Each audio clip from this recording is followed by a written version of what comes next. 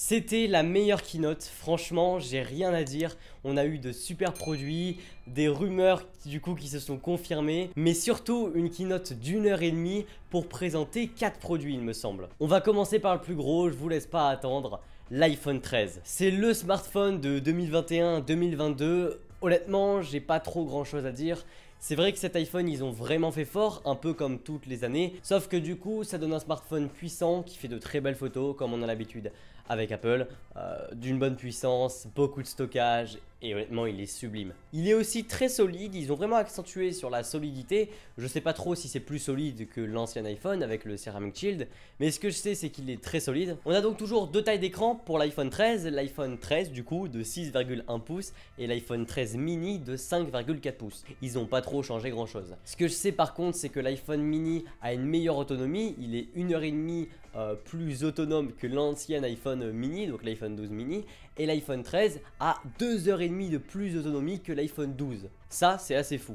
C'est grâce à la puce A15 en plus. On a donc les capteurs comme ça très particuliers qui sont positionnés un peu en diagonale. Le grand angle, le capteur principal, capture 47% plus de lumière que l'iPhone 12. Je sais pas si vous vous rendez compte mais c'est juste incroyable pour les photos. On a comme l'iPhone 12 Pro Max un capteur qui bouge, vraiment une gimbal, un stabilisateur physique avec un capteur qui bouge à l'intérieur sur l'iPhone 13, alors qu'avant c'était sur l'iPhone 12 Pro Max, il fallait acheter le modèle le plus cher pour profiter de cette stabilisation. Et ça, c'est même dans l'iPhone 13 mini. Je sais pas si vous vous rendez compte, mais l'iPhone 13 mini est minuscule, il fait 5,4 pouces et il a une stabilisation, une gimbal, une puissance pareille. L'iPhone 13 mini, c'est l'iPhone 13 pour les gens qui veulent un petit smartphone, j'ai rien à dire de plus.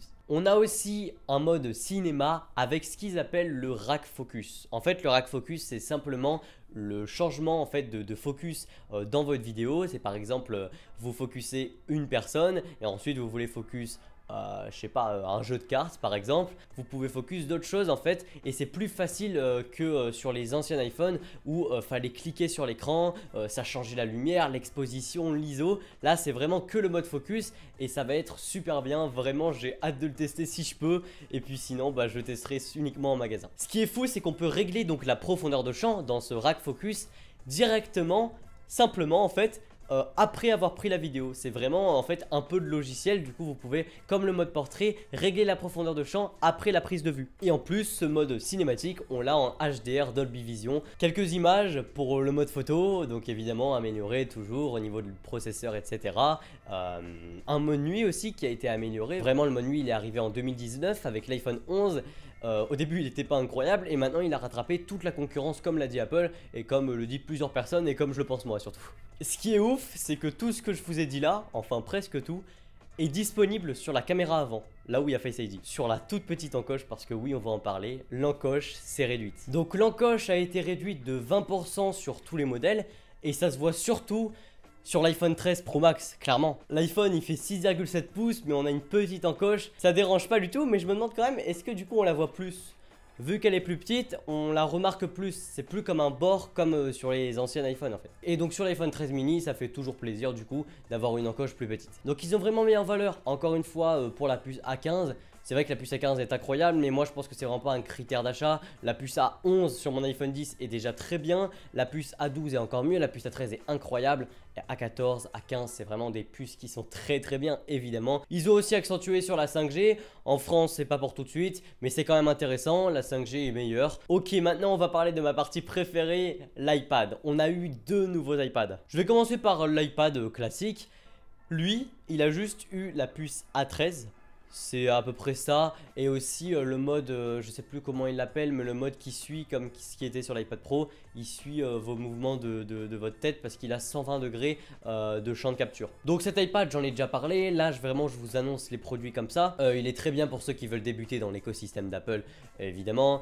Il est très puissant, l'écran est incroyable pour le prix et même le prix justement est incroyable pour le produit. Donc voilà, c'est pas l'iPad qui conviendra aux techos comme je les appelle, vraiment les gens qui adorent la tech comme moi j'ai pris l'iPad Pro mais pour les techos il y a l'iPad mini 6 qui lui a vraiment changé beaucoup de choses. Ça fait longtemps qu'on n'avait pas vu un iPad mini sortir ou du moins être aussi bien changé. L'iPad mini 6, c'est l'iPad Air en plus petit. Il est quand même assez borderless, même si évidemment certains vont dire ouais il est pas assez borderless. Je trouve quand même qu'il est très borderless et il faut quand même laisser des bords. Si vous voulez qu'un écran, une plaque de verre, là vraiment ça va toucher. Donc voilà, là il est assez borderless sans trop l'être. Il est très modeste, j'aime bien. Il a la puce A15, les gars, je sais pas, mais la puce A15 sur un écran de 8,3 pouces. Ce qui fait que du coup, bah, c'est très puissant. En plus, c'est un écran 60 Hz. Donc c'est nickel. Vraiment, le produit, vraiment, c'est un iPhone pour 599 €. Vous savez que là, je dis plein d'informations, mais voilà, c'est vraiment l'iPad qui est génial. La 5G, la compatibilité avec l'Apple Pencil de deuxième génération, contrairement à la première génération pour l'iPad 9. On a des couleurs juste trop belles. Vraiment, moi j'adore les iPads. J'ai vraiment hâte de le tester, que ce soit l'iPhone si j'en ai un, ou alors en magasin par exemple. En plus, il a la gamme P3 sur l'écran, donc pour avoir une super fidélité des couleurs comme le nouveau MacBook Air M1 par exemple. C'est clairement pas un produit à négliger. On a l'impression qu'il est par exemple moins bon que l'iPad classique, mais non. L'iPad mini est meilleur en termes de spécifications que l'iPad classique. Il a 4 haut-parleurs. C'est vraiment, Apple ils se sont dit, mais vas-y, attends, l'iPad Air il est génial, go le faire en iPad mini. Bah ils l'ont fait, l'iPad mini est plus puissant que l'iPad Air, ça a toujours été ça, c'est un peu bizarre. Et enfin bref, il est plus puissant que la plupart des tablettes et plus puissant que mon iPad Pro de 2018. C'est ça qui est fou. On a donc Touch ID, on n'a pas Face ID évidemment à 599 €. On a Touch ID qui fonctionne très bien, Apple Pay, etc. C'est nickel. Et puis on va finir sur un produit qui pour moi n'est pas un produit Apple. L'Apple Watch Series 7, c'est un peu l'extraterrestre, c'est un peu le fantôme, je sais pas comment l'appeler. Elle est un peu bizarre, elle a un design qui est particulier. Au début, je pensais qu'il avait pas changé, mais non, il a vraiment changé. On a un cadran qui est 30% plus large, je crois. Et c'est pour ça que j'ai pas l'impression que c'est un produit Apple. C'est pas trop du Apple de faire si peu de bordure. Enfin vraiment, regardez la différence. L'Apple Watch Série 3, elle avait beaucoup de bordure. La série 6, elle a tout défoncé. Et la série 7, c'est pas un produit Apple. C'est pas négatif, c'est juste que c'est un peu un produit un peu qui, on dirait qu'il vient pas d'Apple en fait, c'est drôle. Sinon j'adore vraiment les couleurs, un peu vert comme ça pour cette nouvelle couleur. Enfin bref, l'Apple Watch Series 7 du coup elle a la puce S7 et elle a aussi un truc incroyable. Je veux ça sur mon Apple Watch, bordel, pourquoi ils l'ont pas fait? L'écran, vu qu'il est plus large, et ben on a un vrai clavier. Un clavier où on peut cliquer A, B, C, D, E. Tout, un clavier AZERTY clairement, ou QWERTY. Elle est aussi extrêmement résistante, ils l'ont clairement dit, vraiment ils l'ont vendu comme un élément marketing. Elle est très résistante, un peu comme l'iPhone 13. Et on a aussi la recharge, ils l'appellent recharge éclair.